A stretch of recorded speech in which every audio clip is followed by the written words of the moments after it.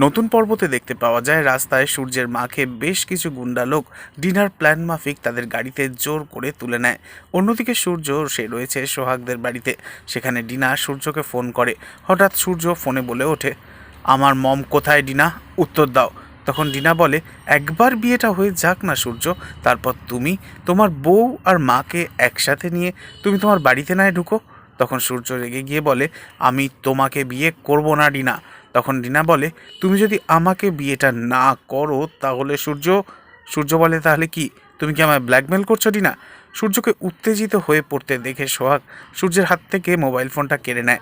আর সোহাগ ফোনেতে বলে, ডিনা তুমি যা চাইছো তাই হবে, স্যার তোমাকেই বিয়েটা করবে। কথা শুনে ডিনা অসম্ভব খুশি হয়। তবে সোহাগের পাশে দাঁড়িয়ে থাকা সোহাগের বাবা, বোন, দিদিমা সবাই চমকে ওঠে।